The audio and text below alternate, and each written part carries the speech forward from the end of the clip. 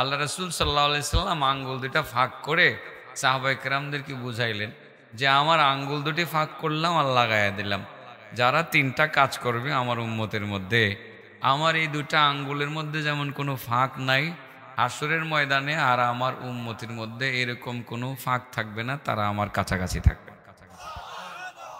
হাসরের ময়দানে নবীর সাথে এইরকম কাছাকাছি থাকতে পারলে, নবীর কথাই তো কয়ে গেছে আমার ভাইয়ে, এ লেগে এটাই শুরু করছি আর কি। এরকম কাছাকাছি থাকতে পারলে আর কিছু লাগে? হাসরের মাঠে এইরকম কাছাকাছি থাকলে আরো কিছু লাগে?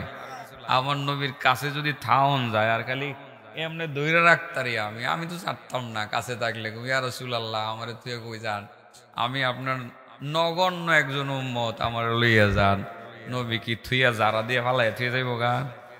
যাইতো না। যেই হাসরের ময়দানে বাবা সন্তান চিনবে না, সন্তান বাবা চিনবে না, যেই বাবা সন্তানের জন্য দুনিয়াতে জান দিয়ে দিতে প্রস্তুত, সেই বাবা হাসরের ময়দানে সন্তান চিনবে না, সেই মা সন্তান চিনবে না, কেউ কাউকে চিনবে না, বন্ধু বন্ধুকে চিনবে না, ভাই ভাইকে চিনবে না। সেই দিন কেউ কাউকে যখন চিনবে না, সেদিন হবে আমাদের ভরসার জায়গা মুহাম্মদুর রাসূলুল্লাহ সাল্লাল্লাহু আলাইহি ওয়াসাল্লাম। যদি তিনটা কাজ করে যেতে পারি, আমার নবীর কাছেই থাকতে পারবো, এইরকম কাছাকাছি থাকবো, আর কোনো সমস্যা থাকবে না ইনশাআল্লাহ। নারী হোক আর পুরুষ হোক, আল্লাহর যেসব বান্দা বান্দি তিনটা কাজ করবে, হাসরের ময়দানে আমার নবী এইরকম কাছাকাছি থাকবে। সুবহানাল্লাহ বলবেন? সেদিন বাবা থাকবে না, আপনার বাবা আমরা চিনত না, আমার বাবা আমারে চিনত না, সবাই যার যার চিন্তা করবে। ইয়াউমা ইয়াফিরুল মারউ মিন আখিহি ওয়া উম্মিহি ওয়া আবিহি ওয়া সাহিবাতিহি ওয়া বানিহি লিকুল্লি ইমরিইম মিনহুম ইয়াউমাইযিন শাআনুন ইউগনি ওয়াজুহুন ইয়াউমাইযিন মুসফিরা ضاحكة مستبشرة ووجوه يومئذ عليها غبرة ترهقها قترة أولئك هم الكفرة الفجرة। মহান আল্লাহ তাআলা বলেন, যেদিন মানুষ ভাই ভাই থেকে আলাদা হয়ে যাবে, দুনিয়ার বন্ধু বান্ধব কেউ কাউকে চিনবে না, ভাই ভাইকে চিনবে না, সন্তান বাবাকে চিনবে না, বাবা তার আদরের সন্তানকে চিনবে না, মা তার সন্তানকে চিনবে না, সন্তান তার মাকে চিনবে না। যে হাসরের ময়দানে শুধু পেরেশানি আর পেরেশানি আর পেরেশানি, সূর্য মাথার কাছাকাছি থাকবে বাবা, সূর্যের তাপে মগজ গলতে গলতে যখন নিচে নিক্ষিপ্ত হবে। আমাদের দেশে গরমের দিনে সামান্য একটু গরম যখন পড়ে বাইরে, আমাদের হাট থেকে মন লাগে সূর্যের তাপ যে কতটা কষ্টের। সৌদি আরবের মানুষ এসি এয়ার কন্ডিশন ছাড়া চলতে পারে না, বাসের ভিতরে এয়ার কন্ডিশন, বাজারে এসি, ঘরে এসি, সর্ব জায়গায় এসি, যেখানে যাবেন সেখানে এসি, এসি ছাড়া চলা সম্ভব না। কত উপরে সূর্য, সূর্য কিন্তু হাসরের ময়দানে একেবারে কাছাকাছি থাকবে। সেদিন যখন কেউ কাউকে উপকার করার জন্য কোনো পথ খুঁজে পাবে না, কেউ কাউকে চিনবে না, মাথা আকাশ পানি উঁচু করে শুধু ইয়া নাফসি বলবে। ঘাম ঝরতে ঝরতে ঘামের সাগর হয়ে যাবে, কারো ঘাম হাঁটু পর্যন্ত উঠে যাবে, কারো ঘাম কোমর পর্যন্ত, কারো ঘাম বুক পর্যন্ত, কারো ঘাম আবার নাসিকার ছিদ্র পর্যন্ত চলে আসবে। সেই কঠিন ময়দানে যখন কেউ কাউকে চিনবে না, আমার নবী বলেন আমার উম্মতের মধ্যে মাত্র 3টা আমল যারা করে মরবে, তাদের কোনো টেনশন নাই, ভিআইপি জায়গাতে তারা জায়গা পাবে। আমি নবী মুহাম্মদুর রাসূলুল্লাহ সাল্লাল্লাহু আলাইহি ওয়াসাল্লাম, আমি নবীর সাথে তারা এইরকম কাছাকাছি থাকবে। আর নবীর কাছাকাছি থাকা মানে হলো আপনার সমস্ত দুশ্চিন্তা দূর হয়ে যাওয়া এবং জান্নাতের পথ 100% সহজ হয়ে যাওয়া। তিনটা কাজ কি আবার বলি, হ্যাঁ এই তিনটা কাজ মনে রাখবে। 3 নাম্বারটা একটু লাগবে, আমি অ্যাডভান্স বলে ফেলি আর কি, একটু লাগবে, খোঁচা লাগবে আর কি, মানে ফুরা গালানির মতো, এর মতো পুরা গালানির মতো একটু প্রথম ব্যথা লাগবে, আগে ভাগে শীতটা যায় না, মানে শীতেন পরে ফুরাটা গালাইতে গেলে তো সিলুক করে দিবেন, তো এটা আগে ভাগে দিয়া শীতটা যায় না, একটু কিরমিরায় থাকেন, পুরাটা গলার পরে ভাল লাগে। অনেকে আসলে না বুঝে ওয়া যায় তা কি কয়, মাঝে মধ্যে শীতটা জায়গা আর কি। আপনাকে এদিকে যে কটিয়াদির এই পাশে এটা কি কয় চান্দপুর, মনে হয় ফেসবুকে দেখছে, এই দিনও কোনচিন দিয়ে এমনও কি এই দিন আছে ওয়াজ হয় বাধা দিত, আতিকুল্লাহ তো আগেই বাধা দিয়ে থামাই পারছে না, তো এই দিন এসে যে গত সপ্তাহ এর আগের সপ্তাহ মনে হয় গেছি করে 2-3 জন আইছে, হুজুর এইসব কথা থইন। আমি আপনি এদিকে ভাই এদিকে জানছে, এদিকে আয়ের না, আগের দিন নাই আমি মাইক থাকতাম না, আমি করার পরে ওয়াজ করার পরে আমার লগে ডিসকাস করেন, এরপরে এন আইন মাইক দিয়ে বয়ান করেন, ভুল করলে আমারে ধরেন, কোনো অসুবিধা নাই ভাই সাহেব, আল্লাহর হস্তে হেন জানগা, আমার আগে কেউ থামাইতারছে না, আর এখন তো এই দিন নাই, এখন যে পুলিশ দিয়ে দৌড়াইবেন এই সুযোগটা তো নাই, তো জানগা ভাই দয়া করে জানগা, শুক্রাঙ্গাইছি পরে গেছে গা, তো গিয়া আসলে তো আমি ফুরা গালাইতাম লইছি, গালানির পরে তো আরাম লাগছে, পরে মাহফিল শেষ করে যেন আই ফুরি মাফ করে দিন ভুল করে লেছি, পরে আমার লগে যা আছে হেডারও ধরছে, হুজুর একটু বুঝায় কহেন একটু মাফ করে দিত, তো আগে ভাগে সেরতেন না আপনারা, হ্যাঁ ফুরাই ফারাই বলা ঠিক আছে না, একটু ফুরাটা গালামো আর কি। তো আমি তো আপনার লোকে কি কোনো দুশ্মনী করার জন্য আই এখানে, আমি তো ভালোবাসি মূলত, আমি মাঝে মধ্যে ফুরা গালানোর জন্য মাঝে মধ্যে একটু টিপটাপ দেই, ফুরাটা গলে গেলে তো শান্তি লাগবো। এরপরে যদি মনে করেন মালিশ দরকার, আমি দামি একটা মালিশ মাগ না দিয়ে যাবো আপনাদের, তারপরে চেতাচেতি করেন না, বুঝাইতে পারছি। 3 নম্বরটা একটু আগে ভাগে কইলাম যে একটু লাগিয়ে যাবো গা, এই জন্য আপনারা একটু কিরবিরে থাকেন, ঠিক আছে তো। খাওয়ানো আছে দেখলাম, আবার কি আপনারা কি বিরিয়ানি প্যাকেট দিবেন নাকি, মিষ্টি?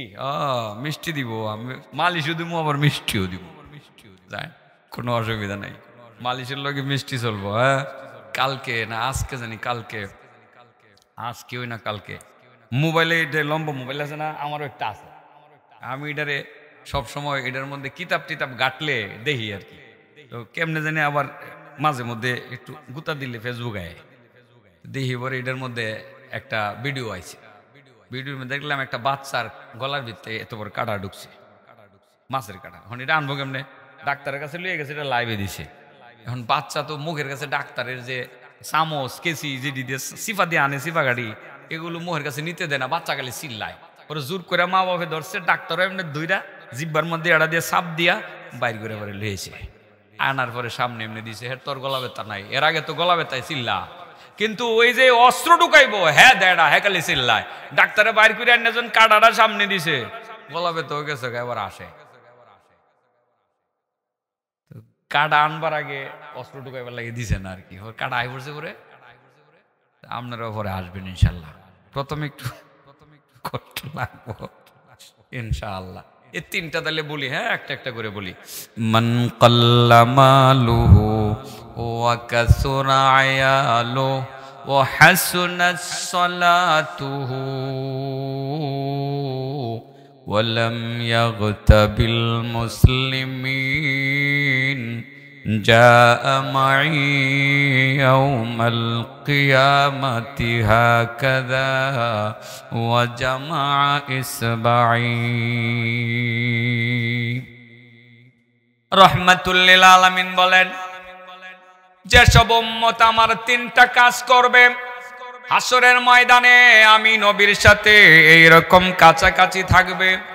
1 নাম্বার, মান কাল্লা মালুহু, যার সম্পদ কম, টাকা পয়সা কম, কি কম, টাকা পয়সা কম, ও কাসুরা আয়ালুহু, কিন্তু সন্তান বেশি, টাকা পয়সা কম, ছেলে মেয়ে বেশি, 5টা ছেলে 5টা মেয়ে, শহরে কম হয় গ্রামে বেশি, যার সম্পদ কম সন্তান বেশি, অল্প সম্পদে সন্তুষ্ট থাকলো।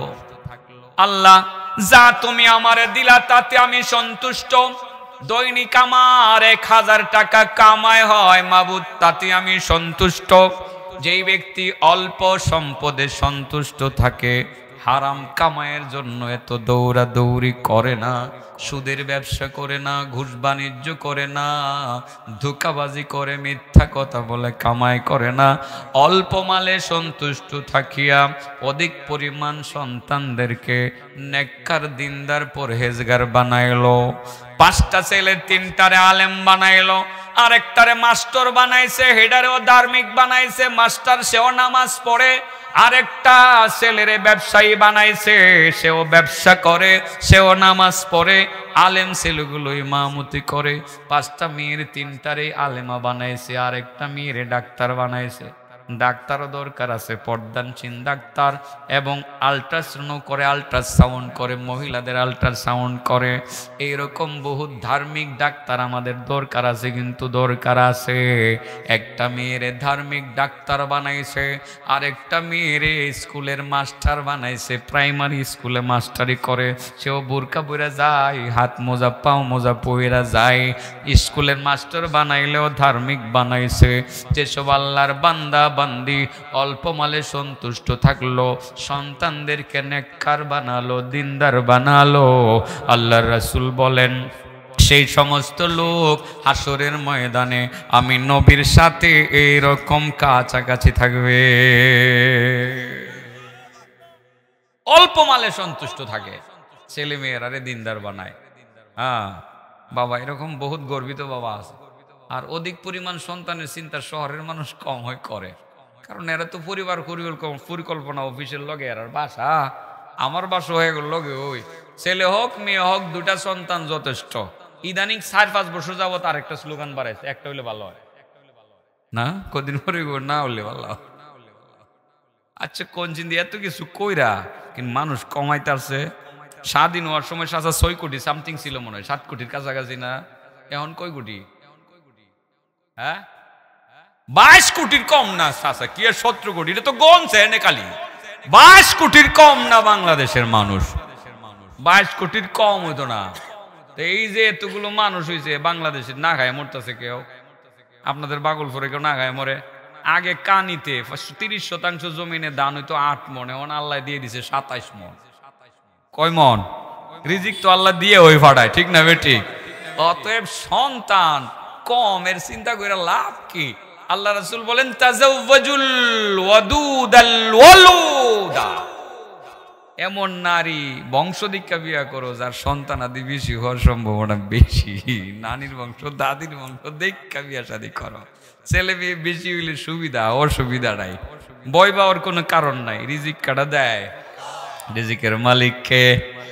আল্লাহ নবী বলেন মান কাল্লা মালুহু, যার মাল কম, ওয়া কাসুরা আয়ালুহু, সন্তান বেশি, অল্প মালে সবুর করলো, সন্তানদেরকে নেককার দিনদার পরহেজগার বানালো, আলেম আলেমা বানালো। ডাক্তার বানাইতো আমি নিষেধ করি না, ডাক্তারও বানান। 2-1টা ডাক্তার না হলে আমার মার চিকিৎসা করবো কেডা, আমার স্ত্রীর চিকিৎসা করবো কে? একটা মেয়ে ডাক্তার বানাইলাম, অসুবিধা আছে কোনো? মেডিকেল কলেজ আপনার কাছে ভর্তি করে এন থেকে গিয়ে গেলে আবার করবো, বুরকা ফুরে ফুরে যাইবো, অসুবিধা আছে কোনো? হ্যাঁ আমার বাইক নিয়ে আমি এই বুরকা ফরায় এখনো মেডিকেল কলেজ ইন্টার্নি করতেছে, কালা বুরকা ফুরে সে যা। আর আমার মার ডাক্তার, ঢাকাতে যে ডাক্তার মহিলা একেবারে মুখটুক গুইরা ইসলামী হাসপাতালে FCVS ডাক্তার চিকিৎসা করে, কোনো অসুবিধা আছে? হ্যাঁ এরকম ভালো কিছু পর্দানশীল দরকার আছে। আমার বাচ্চারার চিকিৎসা করে একটা মেয়ে, শিশু বিশেষজ্ঞ একটা মেয়ে। নামাজের টাইম এমনি তো স্কাপ পরে একেবারে রুমে বইব, বাচ্চারার চিকিৎসা করে। নামাজের টাইম হইলে ঘোষণা দেবো আপনারা নামাজ পড়েন, আমাকে 20 মিনিট সময় দেন, চেম্বারটা লাগাই দিয়া উজু কইরা সুন্দর করে নামাজ পড়বো। নামাজ পড়া আবার রোগী দেখতে বইব। অসুবিধা না সুবিধা? একটা 3টা ছেলের আলেম বানান, একটা ইঞ্জিনিয়ার বানান, নাইলে এই মসজিদের ড্রয়িং করবো কেডা? এই মসজিদ বানান লাগতো না? এই আমদাদিয়া মাদ্রাসার 7তলা বিল্ডিং এর ড্রয়িংটা করবো কেডা? ইঞ্জিনিয়ার না হলে একটা ইঞ্জিনিয়ার বানাইলাম, কিন্তু শর্ত হইলো দিনদার বানাইলেন আগে। এর নামাজ শিক্ষা দেন, ইসলাম শিক্ষা দেন, কোরআন শিক্ষা দেন, দেখবেন সে যত বড় অফিসারই হোক না কেন ঘুষ খাইতো না। বাপে শিক্ষাটা দিয়ে গেছে, বাপে কয়ে গেছে বাবা কোনোদিন ঘুষ খাবি না। যখন ওই ঘুষের টাকা আইব বাপের কথা মনে পড়বো, বাপের কথা আমার আব্বাই কয়ে গেছে ঘুষ খাবি না, আমি ঘুষ খাইতাম না। আল্লাহ কি বরকত কম দিব? হ্যাঁ, একটা ইঞ্জিনিয়ার ঘুষের টা না খাইলে কি হইব? এই অফিস থেকে বেতনটা আনবো, আর একটা অফিস কইরা সন্ধ্যাবেলা বাড়ির পাশে একটা অফিস কইরা বইব, ড্রয়িং করবার লাগে বহুত লোক, কোম্পানির লোকজন যাইব, গিয়ে আপনি গিয়ে কবেন আমার ড্রয়িংটা করে দিন 50,000 দিব, আরেকজন কয় 1 লাখ দিব। আমি আমার বাড়ির ড্রয়িংটা করছি 3,50,000 টাকা দিছি, 3,50,000 টাকা দিছি ইঞ্জিনিয়ারে। এই ইঞ্জিনিয়ার বেতন পায় মনে 50,000-60,000-70,000 টাকা, আমার বাড়ির থেকে নিচে 3,50,000 টাকা। এরকম বহু মানুষ আছে 10 লাখ টাকা দেহ ড্রয়িং করায় লইয়া যা। এগুলো বৈধ? এগুলো কি হাইদা দিয়ে যাইতেছে, স্যার ড্রয়িংটা পছন্দ হয়েছে নিয়ে নেন আপনি 2 লাখ টাকা, ঠিক না বেটি? অসুবিধা নাই। এ কি এর ইঞ্জিনিয়ার অফিসের ঘুষ খাইতো, ঠিক আছে না? ইঞ্জিনিয়ার অফিসের কি এর ঘুষ খাইতো? আপনার ছেলেরে যদি ধার্মিক বানাইতে পারেন, ওই রাস্তাঘাটের ইঞ্জিনিয়ার তো ওই যে মানে ইয়ে আছে না কন্ট্রাক্টর, হেগুর কাছ থেকে টেহা না খাইয়া ফাইলে সই করে না, ইঞ্জিনিয়ার বহুত আছে। কিন্তু আপনার ফুলা কইব আমার টেবিলে টেহা লাগতো না ভাই, লইয়া যাও, সাইড করে দিয়ে দিব। ধার্মিক বানাইবেন। যেসব আল্লাহর বান্দা ছেলে মেয়েরারে ধার্মিক বানাইবো, অল্প মালে সন্তুষ্ট থাইকা, সুদ ঘুষ খাইতো না, নিজেও হারাম খাইতো না, অল্প মালে সন্তুষ্ট থাইকা ধার্মিক বানাইবো, আল্লাহর নবী কয় এ আমার লগে এরকম থাকবো। সুবহানাল্লাহ কই? এটা কি কঠিন কিছু? এত বেশি মালের দরকার নাই, মালের কামড় আছে। মালের কামড় যে কি করা কামড়, ও সিপ যে মারে মাঝে মধ্যে, এই সিপে ধ্বংস করে লায়।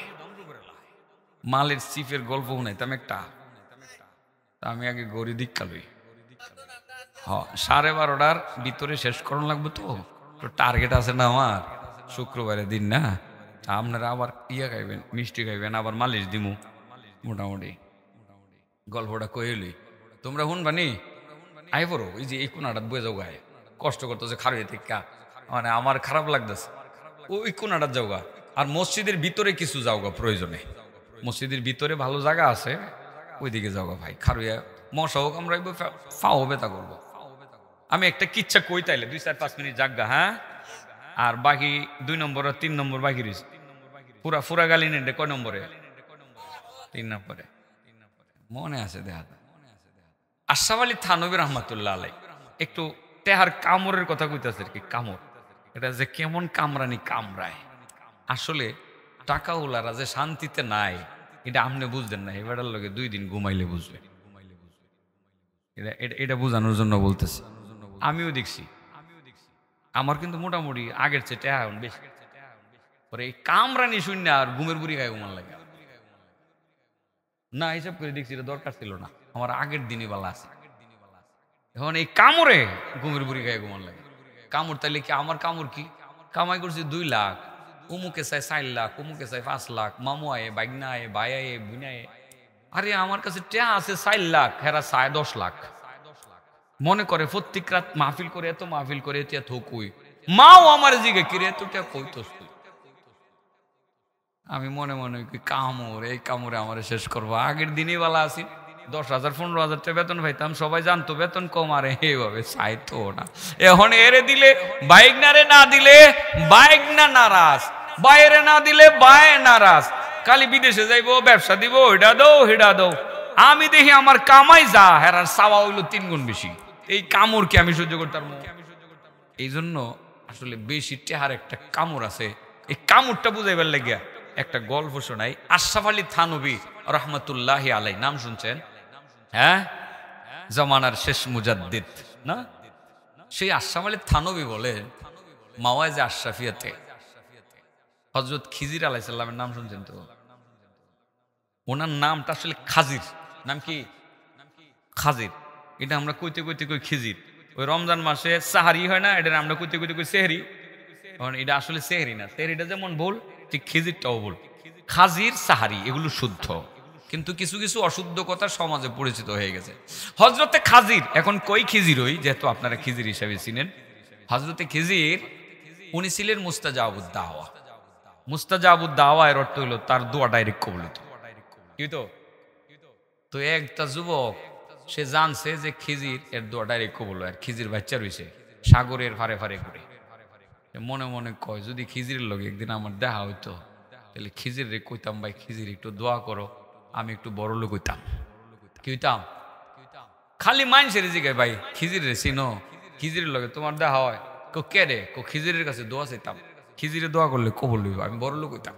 কি হইতো? পরে এইভাবে কইতে কইতে কইতে কইতে সাগরের পারে ঘুরে একদিন এরকম একটা লোকের লগে দেখা হয়েছে, ভাই আপনি খিজির রে দেখছেন? কো কে রে?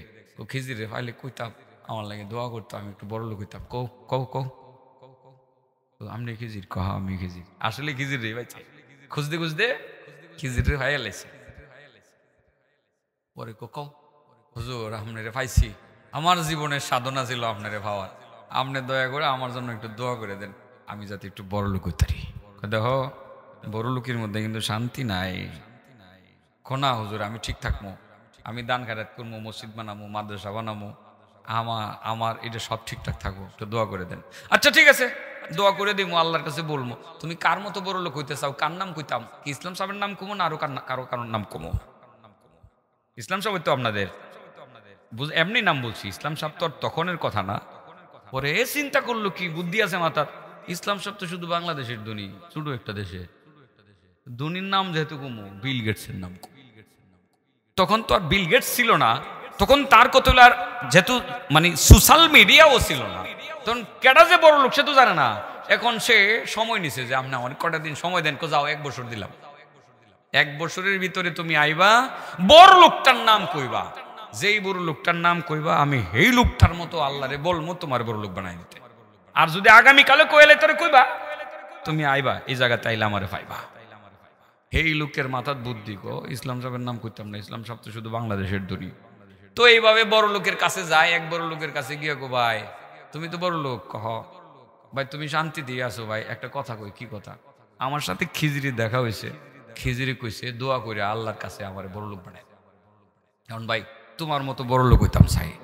এই বড় লোক কো, ভাই তুই বড় লোক হয়, তুই কোনো বাধা নাই, তবে আমার মতো বড় লোক হইস না। বড় লোক হও তবে আমার মতো হয় না। ভাই আপনার কি অশান্তি? আমার অশান্তির কোনো শেষ নাই।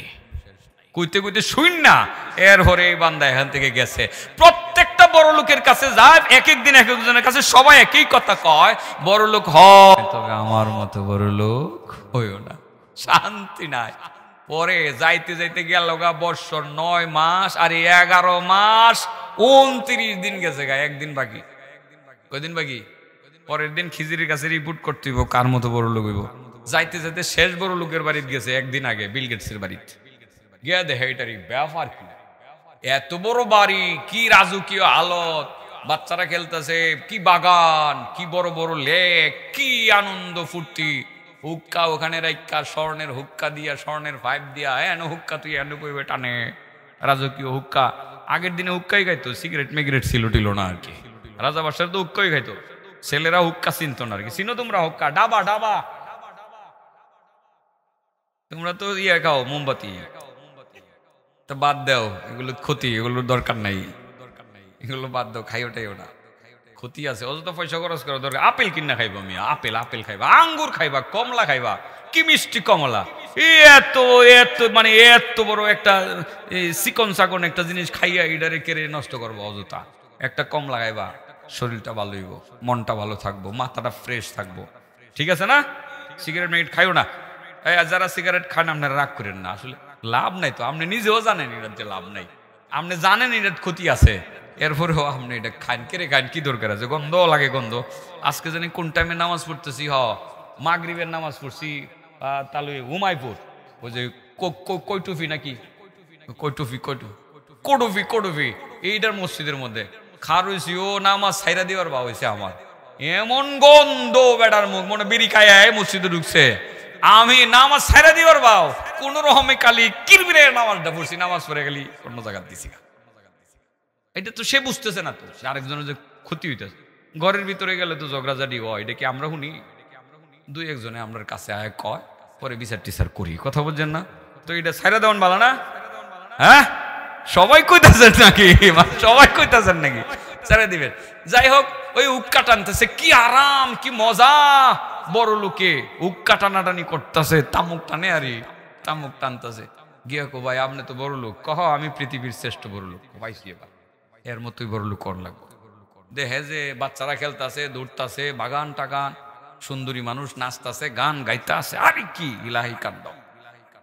ভাই আমার একটা কথা আছে। কি কথা? আমার লগে খিজিরির দেখা হয়েছে, খিজিরে বলছে আমার বড় লোক বানাইবো, দোয়া কইরা। ভাই আপনার মতো বড় লোক কইতে আসেন, আপনি কি কন? ভাই রে বড় লোক হ, আমার কোনো বাধা নাই, আমার মতো ওইটা। আর একদিন মাত্র বাহি কঞ্চেন দিহি, আবার কার নামটা গিয়ে কইব, আপনার আবার কি দুঃখ? আমার দুঃখ ভাই এখন কইয়া সারতাম না, আমার লগে রাত্রে থাইস, আমি সুমনে সারা রাত আমার দুঃখ তরে হুনামো। আচ্ছা তাইলে আপনার দুঃখ শুনবো রাত্রে। এবার আশরাফ আলী থানভী মাওয়াইজ আশরাফিয়াতে লেখছে, ঘটনাটার বাস্তবতা দেখেন যে কেমন চরম বাস্তব কথা। বোঝানোর জন্যই তো বলা, আপনাদেরকে হাসানোর জন্য তো বলছি না, কি আছে এটা তো এটা বুঝতে হবে। তো এই লোকটা বললো, দেখি ভাই আমার দুঃখটা, এত বড় স্মরণের খাড়ে আমি ঘুমাইতেছি, বুঝো না দীক্ষা পক্ষী, আমি একা, বুঝো না আমার লোক কেউ নাই, এত বড় খাড়ে একা ঘুমাই, বালিশ জাবরাই ধরে ঘুমাইতে। তো কি হয়েছে? ওই যে সুন্দরী বউ দেখছিল, এটা না, এটা মানুষের লোকে গিয়ে পিটিস পিটিস করে। আর ওই যে বাচ্চাগুলো দেখছিল, একটাও আমার না, সব নাম আমার, বাপের নাম আমারই, কিন্তু সব যারোর সন্তান। আমি এনে জানি এগুলো যে আমার না। কেমনে? ঘটনাটা হইলো, একটু ইশারা ইঙ্গিতে বুঝে নিয়ে না, ছেলেপেলেরা আছে এখানে। ঘটনাটা হইলো, আমার স্ত্রী অসুস্থ হয়ে গেছে, সে মারা যাবে, মৃত্যু শয্যায় শায়িত, মনে হয় আরেকদিনও বাঁচবে না। প্রত্যেক দিন সে আমারে কয়, আমি তো মরিয়ে যাবো গা, আমি মারা গেলে তুমি তো সুখের সংসার করবা, আরেকটা বিয়ে করবা। আমি যে কত বলি না, আমি আর বিয়ে করতাম না, বুঝাই পারি না। শেষ পর্যন্ত এই দিন আমি পরে আমার একটা অঙ্গ কেটে ফালাই দিছি, যেন তুমি শিওর হও আমি বিয়ে শাদী করবো না। তো ঘটনা চক্রে আমি তো চলে গেলাম, অঙ্গ আমার একটা নাই, অঙ্গহানি হয়ে গেল। তখন এটা যে মরার কথা আছে, এটা মরলো না, বাচ্চা গেছে, আরো তাজা হয়েছে। তখন আমার কাছে আয়ের না, মানুষের লোকে ঘুরে বেন্ডে বেন্ডে ঘুরে, বাচ্চা সব একটাও আমার না। আমার তো বাচ্চা হওয়ার কোনো যন্ত্রণাই নেই, যন্ত্রই নেই আমার। এই যে দেখছো অশান্তি, এত বড় সম্পদ, সে আমারে সঙ্গ দেয় না, আমার কাছে আসে না, একা একা থাকি, সময় পেট ব্যথা, সময়ে মাথা ব্যথা, সময়ে পা ব্যথা, কত কষ্ট যে করি, আমার কষ্ট কে দেখে রে ভাই? এত সম্পদ আমার, আমি পৃথিবীর সেরা ধনী বাইরে, আমার অশান্তির শেষ নাই। এই জন্য কইছি রে ভাই, তুই বড় লোক হয় কোনো আপত্তি নাই, কিন্তু আমার মতো বড় লোক হইস না। এবার বুঝছে, বুঝি আমার আর বড় লোক হওয়ার দরকার নাই। সকালবেলা খিজিরের লোকে গিয়ে দেখা হয়েছে, খিজিরে কার মতো বড় লোক হইবা? হুজুর আমি দেখছি দুনিয়ার বড় লোকিতে কোনো শান্তি নাই, একটু দোয়া করে দেন আমারে, আমি যাতে আল্লাহর ওলি হইতে পারি। একটু দোয়া করে দেন আমি যাতে ওলি হতে পারি, দোয়া কইরা দেন আমি যাতে আল্লাহর জিকির করতে পারি। আমি হিসাব করে দেখলাম, আলা বিযিকরিল্লাহি তাতমাইন্নুল কুলুব। আমি দেখলাম মহান আল্লাহ যেই কথা বলেছেন সেটাই সত্য। দুনিয়ার দ্বন্দ্বলতে পাওয়ার ক্ষমতায় কোনো শান্তি নাই, পাওয়ার ক্ষমতার মধ্যে শান্তি নাই, ঠিক না বেঠিক? ক্ষমতাধর যারা এখন কোথায় আছে? শান্তিতে আছে। জঙ্গলের মধ্যে কলা পাতা বিছায় ঘুমায় মানিক্কা চুরের দলেরা। আরে বাবা, শুধু তাদেরকে বলতেছি না, সবাই রে বলতেছি, যারাই দুনিয়াতে এরকম বেশি সম্পদের মালিক হবে, অন্যায়ভাবে মালিক হবে, সম্পদের হিসাব দিতে হবে। যখন সম্পদের হিসাব দিতে পারবে না, তখন জঙ্গলে ঘুমাইতে হবে, বাড়ি ঘর ছাড়তে হবে, স্ত্রী সন্তান থেকে দূরে থাকতে হবে, প্রয়োজনে মাটির নিচে গর্ত বানাইয়া পিঁপড়ার মতো, ইন্দুরের মতো মাটির নিচে থাকতে হবে। বহু মানুষ এখন শান্তিতে নাই, বাড়িতে নাই, ঘরে নাই। ঠিক আপনিও যদি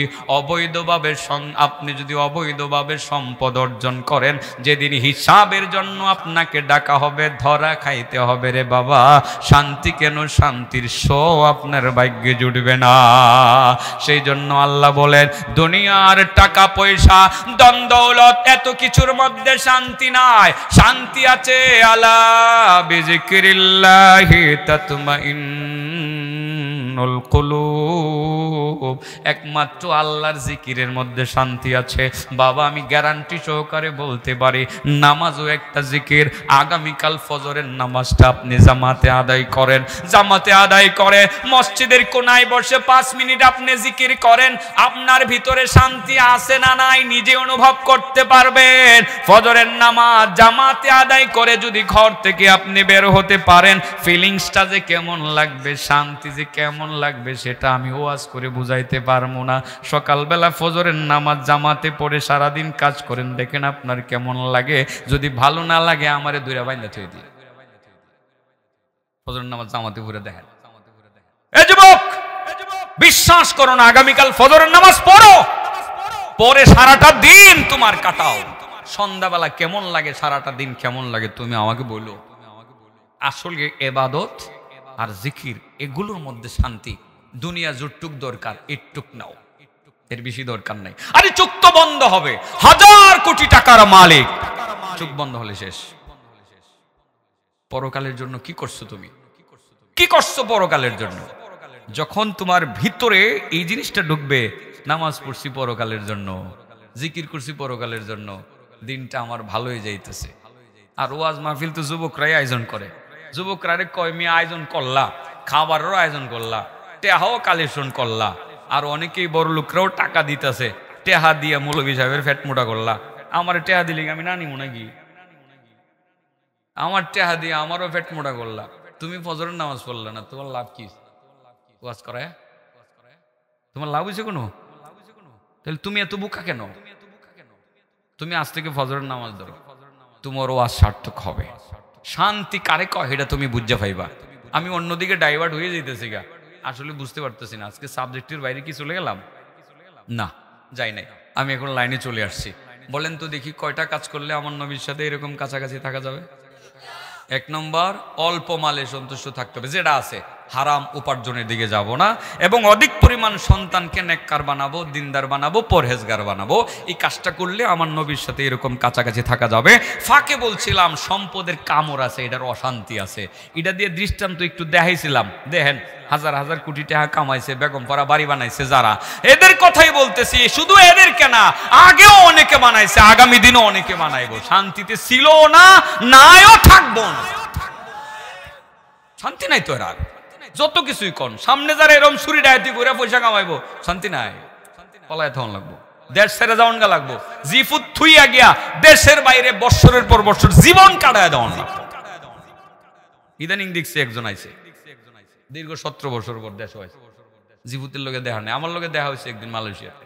বা দেশে যাইতেন না, কবাই সরকার শেষ না হলে যেতার মুখ, কারণ আগের সরকারের সময় হ্যাঁ শয়তানি করছে।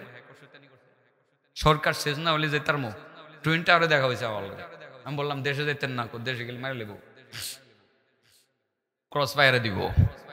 সবাই কি বলি, রাজনীতি করেন না আপনারা? করবেন। আগে যারা করছে হেদেরকে দেখা রাজনীতি করে। এরা কলা ভাতাত ঘুমাইছে, মানিকা চূড়া। আপনি কলা ভাতাও হইতেন না। শিক্ষা লইন একটু, হ্যাঁ বুঝছেন না কথাটা? রাজনীতি করবেন স্বচ্ছ, মানুষের সেবা করবেন, হালাল উপায় কামাই করবেন। দুনিয়াতেও সুখ সম্মান পাইবেন, সুখ পাইবেন, সম্মান পাইবেন, শান্তি পাইবেন। আপনি সততার সহিত নেতৃত্ব দিবেন। আপনার টাকা পয়সা বেশি না থাকলেও আপনাকে সেলুট জানাবে দৈনিক 1000 খানেক মানুষ, বলবে লোকটা সৎ। এই সম্মানটা আপনি টাকাত পাইবেন। আর যে টাকা কামায় অন্যায় ভাবে, সামনাসামনি কো ভাই সময় কম, ভাই সময় কম, পিছনে গিয়ে বহে, কি যে বহাটা দেয় এটি কইলে তো কেন রেকর্ড হয়ে যাবো, এটি কইছি নাই নাকি, কি যে বহাটা দেয় নিজে হুনি তো।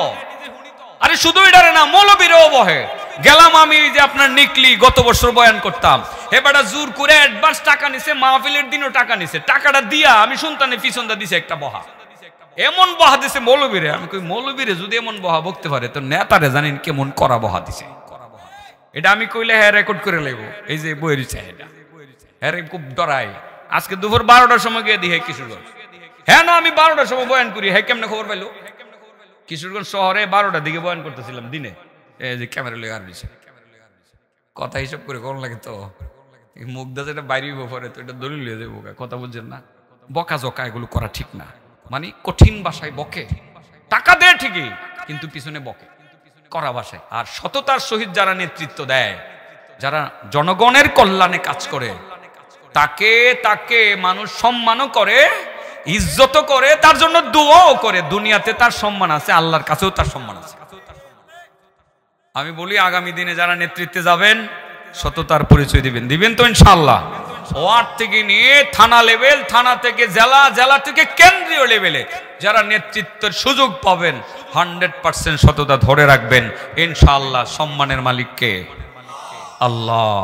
আপনাকে ওই রকম অসম্মানিত হয়ে পালাতে হবে না, সন্তানাদিকে রেখে ঘুরতে হবে না, দোয়ারে দোয়ারে জঙ্গলে জঙ্গলে পালাতে হবে না, আপনাকে আরেকজনের দ্বারস্থ হয়ে আপনাকে অন্য কোথাও চলে যেতে হবে না। আপনি ভালোই থাকতে পারবেন, আপনাকে কেউ কিছু বলবে না। এরকম কিছু লোক আছে, এরা কেউ কিছু কয় না। আমাদের সমাজে এরকম কিছু নেতা ছিল, আমরা সাপোর্ট করি, এই এরা কিছু করবে না, ভালো মানুষ ছিল। গত সরকারের আমলে এরকম কিছু লোক ছিল, এর উপরে জর্তফান আসার কথা। কিন্তু আমি নিজে একজনের পক্ষে গিয়ে বললাম, এই কার বিরুদ্ধে, কার সম্পদ ভাঙচুর করতে আসছে? আমি নিজে গেছি, এক নেতার বাড়ি ভাঙতে গেছে, আমি নিজে গিয়ে বলছি বাড়ি ভাঙছো, বাড়ি তার বাবারে বলছি তার বাড়ির গ্লাস ভাঙছো, গ্লাস লাগাই দিতে হবে। ফেসিবাদ সরকারের বিরুদ্ধে তোমরা কয়দিন কষ্ট করছো? রাতের রাত কষ্ট করছি। আমাদের বিষয়টা বুঝে আসে না, তোমরা বেশি বুঝতেছো, অতি উৎসাহী হয়ে গেছো।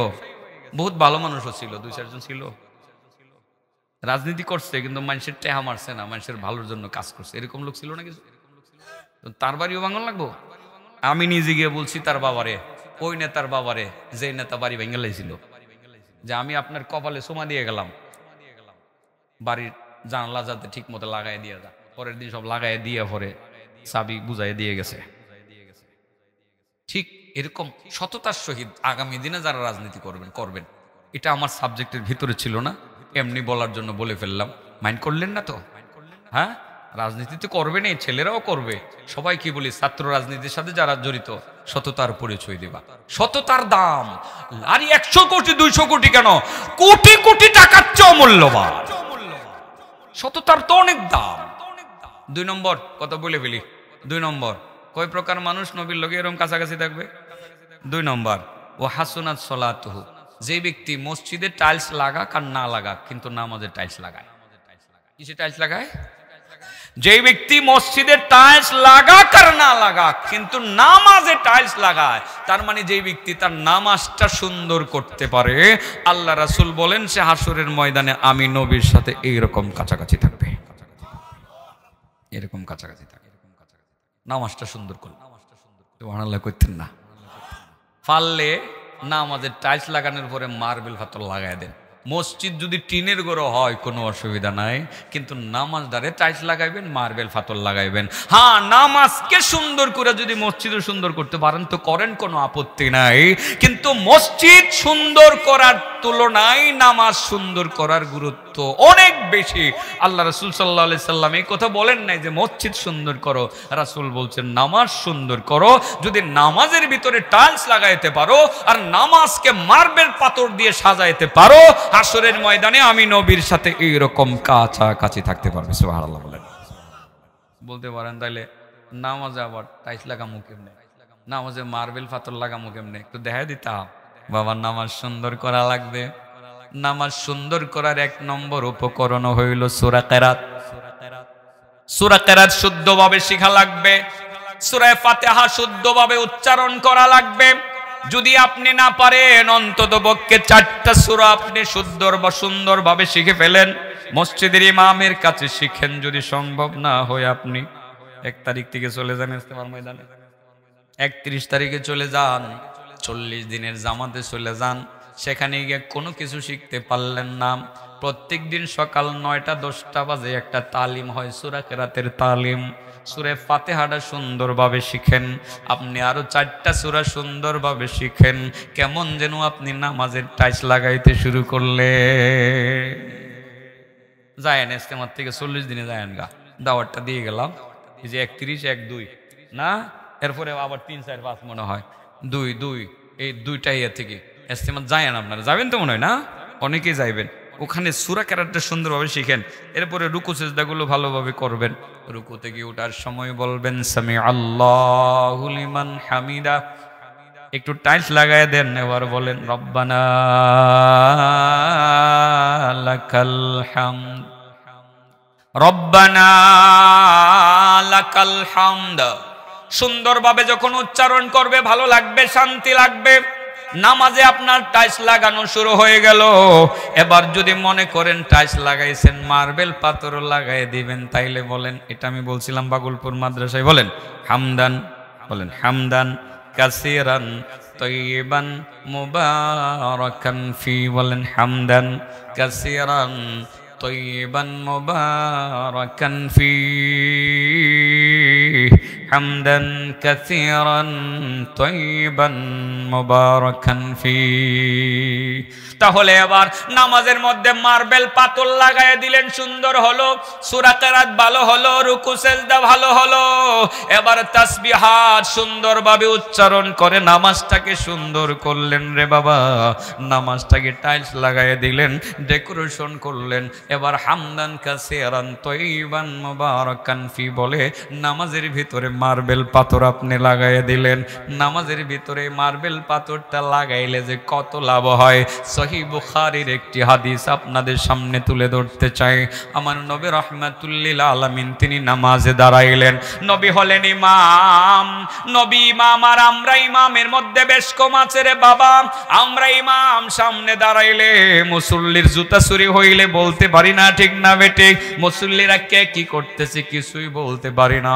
কিন্তু আমার নবী যখন ইমামতিতে দাঁড়াইতেন, মুসল্লিদের সমস্ত অবস্থা আল্লাহ আমার নবীর সামনে সব প্রকাশ করে দিতেন। সুবহানাল্লাহ বলেন। আমার নবী এবার ইমামতিতে দাঁড়াইলেন, রুকুতে গেলেন, রুকু থেকে ওঠার সময় বললেন সামি আল্লাহু লিমান হামিদা। মুসল্লিরা সবাই বললেন রব্বানা ওয়ালাকাল হামদ। কি বললেন? রব্বানা ওয়ালাকাল হামদ। আমরা কি বলি? রব্বানা লাকাল হামদ। দুইটাই শুদ্ধ। এটি নিয়ে কাজ করেন না, এটি নিয়ে কাজ করবেন, এনলুয়া কাজ করবেন। ঝগড়া করার বিষয় না, এগুলো ঝগড়ার বিষয় না, এগুলো নিয়ে আর বাড়াবাড়ি কইরা দুর্বল হইন না, কথা বলছেন না। নামাজ পড়েন, কি পড়েন? আমার নবী বললেন সামি আল্লাহু লিমান হামিদা। মুসল্লিরা বললেন রব্বানা ওয়ালাকাল হামদ। একজন মাত্র মুসল্লি এবার টাইলস লাগানোর পরে মার্বেল পাথর লাগাই দিলেন। উনি বললেন হামদান কাসিরান তয়্যিবান মুবারাকান ফি, বলেন হামদান কাসিরান তয়্যিবান মুবারাকান ফি। একজন মুসল্লি এতটুকু উচ্চারণ করলেন, আমার নবীর নামাজ শেষ হলো। ফালাম্মান সারাফা, আমার নবী যখন সালাম ফিরাইলেন, সালাম ফিরাইয়া তিনি বললেন মানিল মুতাকাল্লিম, ওই কে কে নামাজের ভিতরে টাইলস লাগাইছো, এরপরে মার্বেল পাথর লাগাইয়া দিছো, এত সুন্দরভাবে বললা হামদান কাসিরান তয়্যিবান মুবারাকান ফি। কে তুমি? কে? সাহাবী যিনি বলছিলেন তিনি এগিয়ে আসলেন, এগিয়ে এসে বললেন ইয়া রাসূলুল্লাহ আনাল মুতাকাল্লিম, আমি হইলাম মুতাকাল্লিম, মানে আমি মূলত টাইলস লাগানোর পরে মার্বেল পাথর লাগাই দিছি। আমি বলছি হামদান কাসিরান তয়্যিবান মুবারাকান ফি। আমার নবী বলেন ও আমার সাহাবী, কি সুন্দর করলা তোমার নামাজ, তুমি জানোনি? তুমি যখন হামদান কাসিরান তয়্যিবান মুবারাকান ফি যখন তুমি উচ্চারণ করতেছিলা, তোমার সামনে কি হইতেছিল তুমি দেখছনি? ইয়া রাসূলুল্লাহ দেখি নাই। রাসূল বলেন আমি দেখতেছিলাম রাআইতু বিদআতাও ওয়া সালাসিনা মালাকান ইয়াবতাদিরুনাহা আইয়ুহুম ইয়াকতুবুহা আউয়াল। ও আমার সাহাবী, আমি দেখতেছিলাম কমপক্ষে 30 জন ফেরেশতা আসমান থেকে দ্রুত তোমার কাছে নেমে গেছে, তোমার কাছে নেমে তারা লিখতে শুরু করছে, প্রতিযোগিতা শুরু করছে। তুমি যা বলছো কার আগে কে লিখবে, কার আগে কে লেখে মহান আল্লাহর দরবারে পৌঁছাইয়া দিবে, এটার জন্য তারা প্রতিযোগিতায় নেমে গেছে। ও আমার সাহাবী, তোমার আমলটা আল্লাহর কাছে বড় পছন্দ হয়েছে, ফেরেশতাদের কাছেও পছন্দ হয়েছে, আমার কাছেও বড় পছন্দ হয়েছে। সুবহানাল্লাহ বলেন। এইভাবে বাবা যারা নামাজকে সুন্দর করবে, সূরা কিরাত সুন্দর করবে, রুকু সেজদা সুন্দর করবে, তাসবিহাত গুলো যারা সুন্দর করবে, ওই সমস্ত আল্লাহর বান্দা মসজিদে টাইলস লাগাক আর না লাগাক, নামাজকে যারা টাইলস লাগাবে, মার্বেল পাথর লাগাবে, রাসূল বলেন ওই সমস্ত আল্লাহর বান্দা বান্দিরা হাসরের ময়দানে আমি নবীর সাথে এইরকম কাছাকাছি থাকবে।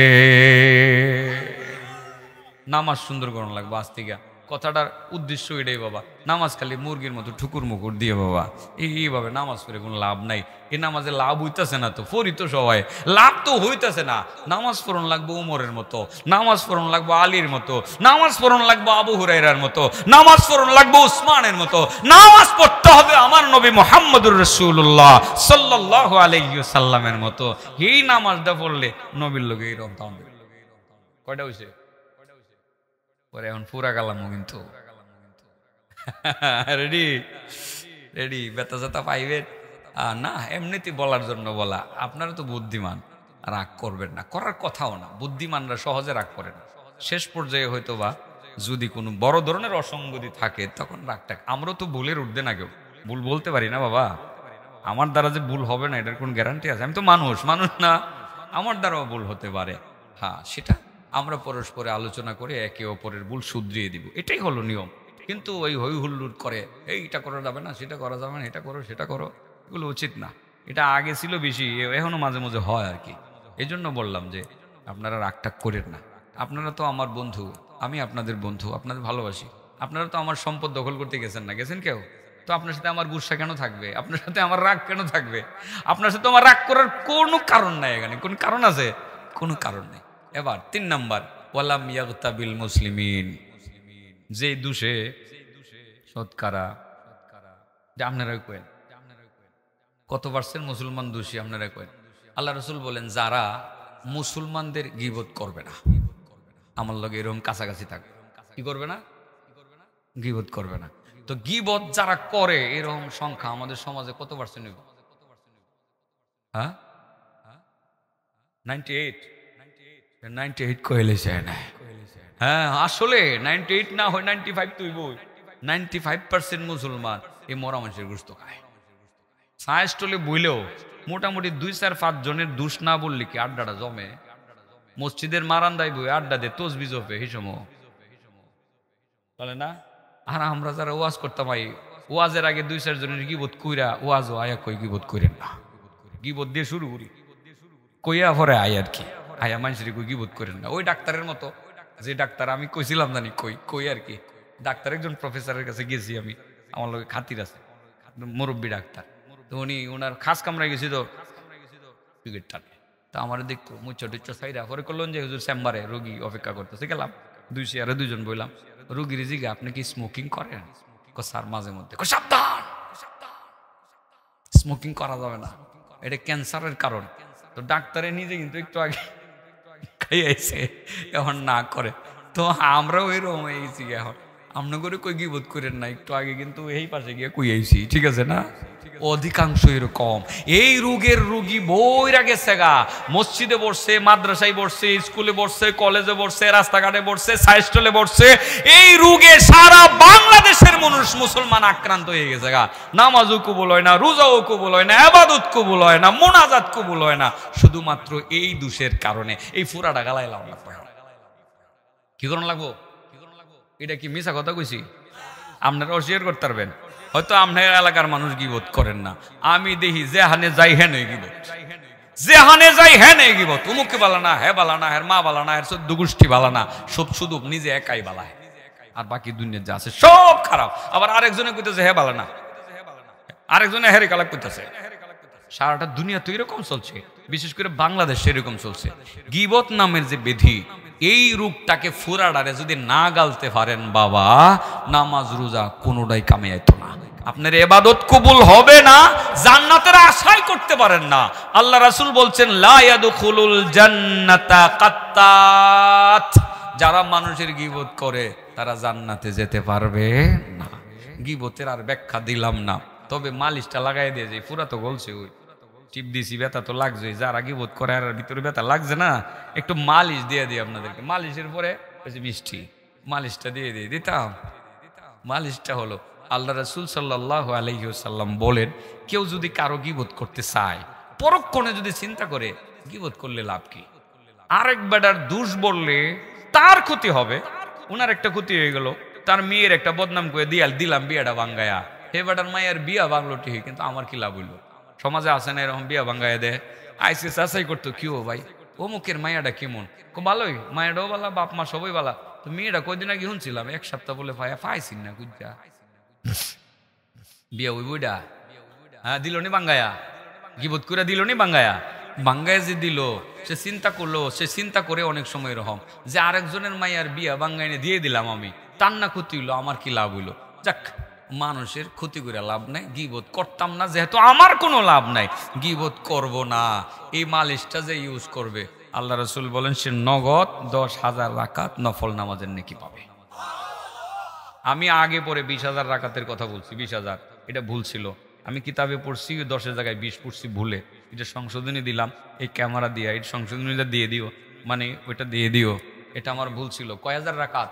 10,000 রাকাত। দৈনিক 5 জন মানুষের দুষ করার অভ্যাস ছিল আপনার, চিন্তা করলেন যে না একজনেরও দুষ কইতাম না, সাথে সাথে 5 দোষের 50,000 রাকাত নফল নামাজের নেকি পাবেন।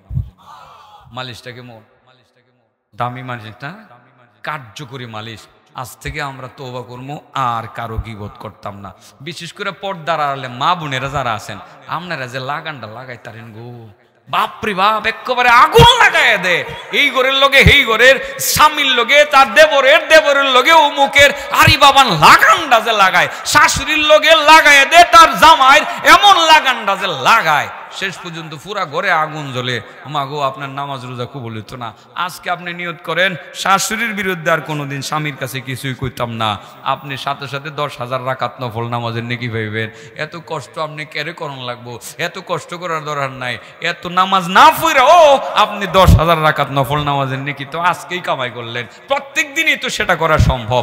চলেন আজ থেকে আমরা গীবত ছেড়ে দেই, আর নামাজে মার্বেল ফাতল লাগাই দেই, আর সম্পদ আল্লাহ যেটা দিছে সেটা নিয়ে সন্তুষ্ট থাকি। হারামের দ্বার দাঁড়বো না, সুদের টাকা খাবো না, ঘুষের টাকা খাবো না, ধোঁকাবাজি করে টাকা খাবো না, আর সন্তানগুলোর পিছনে সময় দিয়া নেককার দিনদার পরহেজগার বানামো। স্কুলে পড়লেও তারে খাওয়ানোর সময় বুঝায় কমু, বাবা রে তুই বড় অফিসার হইবি, আমি জানি, আমি দোয়া করি বাবা অফিসার হইস, কিন্তু ঘুষ খাইস না, আর যেহানি বাবা থাকোস নামাজ কিন্তু সারিস না। ছেলেটারে যদি বাবা এ ধরনের কথা কইয়া থুয়ে যায়, হ্যাঁ যদি ডিসিও হয়, নামাজের সময় নামাজ পড়বো, একটাতে হোক ঘুষের টাকা খাইতো না, এই ডিসি হইয়াও বাবার জান্নাতে যাওয়ার কারণে। কথা বুঝাইতেছি? এবার কোন কয় প্রকার যা আমাই ইয়াউমাল কিয়ামাতি হাকাদা ওয়া জামা ইসবাই। রাহমাতুল লিল আলামিন বলেন, যারা 3টা কাজ করবে হাসরের ময়দানে আমি নবীর সাথে এই রকম কাছাকাছি থাকবে। 1 নম্বরে যার মাল কম, যার সন্তান বেশি, অল্প মালে সন্তুষ্ট থাকি আর সন্তানদেরকে নেককার দিনদার পরহেজগার বানালো, আমি নবীর সাথে এরকম কাছাকাছি থাকবে। 2 নম্বরে যারা নামাজকে সুন্দর করতে পারলো, আমি নবীর সাথে এরকম কাছাকাছি থাকবে। 3 নম্বর যারা গীবত ছাইরা দিতে পারলো, আমি নবীর সাথে এইরকম কাছাকাছি থাকবে। গীবত ছাড়বো তো ইনশাআল্লাহ। আল্লাহ তৌফিক দান করুন। ওয়া আখিরু দাওয়ানা আলহামদুলিল্লাহি রাব্বিল আলামিন।